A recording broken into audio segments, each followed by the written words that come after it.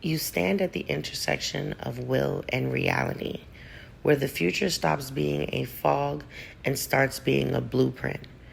Intense intent is the lever that shifts timelines, the force that bends probability toward your command. This is not wishful thinking. This is deliberate cognitive combustion. Your mind turned into a furnace hot enough to melt obstacles into raw material. Intense intent requires three pillars: clarity, emotional voltage, and repetition. Without these, desires stay soft, and with them, desire becomes directive. Hey, what's up? This is your girl, Roe Love, and I'm back with another episode of the Maroon Mic podcast. And hold on tight because you're really going to like this topic about intense intent. Now, we're going to talk a little bit more about clarity, which is also known as the architect's blueprint. The architect's blueprint. It's a vague intention where it produces vague outcomes. When the mind doesn't know what to target, it disperses its power like a mist. Precision focuses into a laser. Speak your intent like you're handing specifications to a build team that doesn't improvise. Not, I want more money, but I command a consistent 5-figure monthly cash flow from aligned, scalable work. Not, I want a relationship, but I require a partner who adds momentum, depth, and mutual expansion. Clarity isn't about fantasy. It's about architecture. You don't build skyscrapers from half-formed ideas. You build them from schematics. Now, number 2, emotional voltage, the fuel source. Intensity isn't about strain. It's about immersion. Your emotions are the electricity that animates the blueprint. Every intention you set must have an emotional charge strong enough to sink into the subconscious like a hot knife. If clarity is the plan, emotion is the ignition. And the subconscious does not speak English. It speaks sensation and vibration. So you don't just think the outcome, you feel the outcome with the same depth and texture as a memory you've lived 1,000 times. This is where most people fail. They think about what they want while feeling the lack of it. Intense intent flips the polarity. You think toward the outcome while feeling like it is already breathing through your ribcage. Number 3, repetition, the dominance loop. The mind doesn't obey the first command. It obeys the loudest, most consistent command. Repetition drills intent into the subconscious until it becomes a non-negotiable operating rule. This is why your past intrusive thoughts manifested quickly. They were repeated, emotionally charged, and held with focus. Intensity without clarity created unwanted materializations. Now we convert that same mechanism from reactive chaos to deliberate creation. When your mind replays an intention enough times, it becomes a gravitational field. Reality bends, opportunities shift, people appear, and timelines rearrange. Not because anything magical happened, but because you're overrode the default programming with concentrated directive.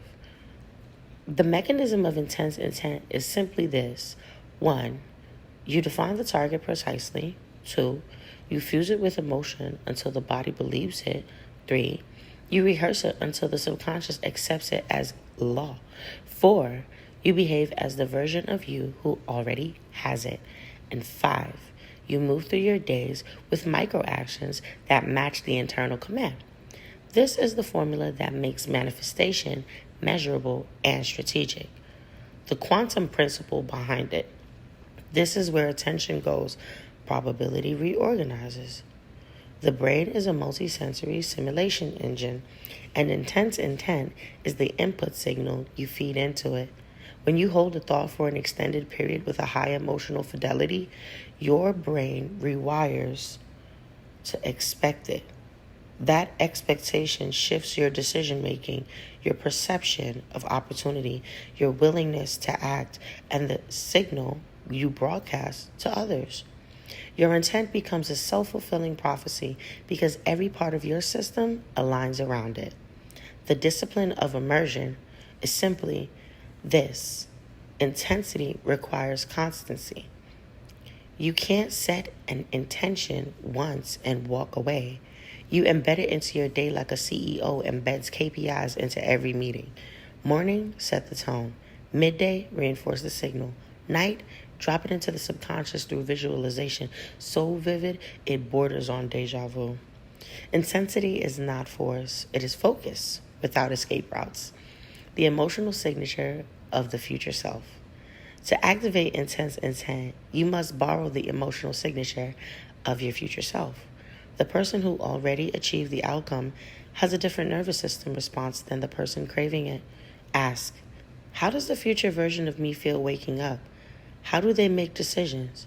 What do they no longer tolerate? What level of self-respect do they operate from?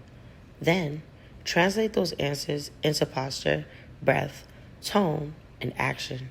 When you embody the emotional signature, the outcome becomes magnetic. Reality begins to treat you like someone who already holds the result. The crossroads of will and action. Intense intent is not passive. It's not lying on a couch imagining riches. It's aligning your internal world so tightly that your external world follows the same trajectory. Clarity sparks direction. Emotion fuels motion. Repetition locks the door behind doubt. Embodiment brings the future into the present. And behavior seals the timeline.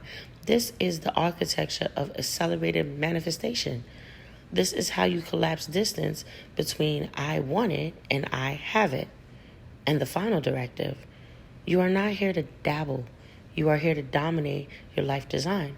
Hold the intention with precision. Feel it with ferocity. Repeat it with discipline. And live it with authority. Intense intent is not a method. It is a state, a stance, a command.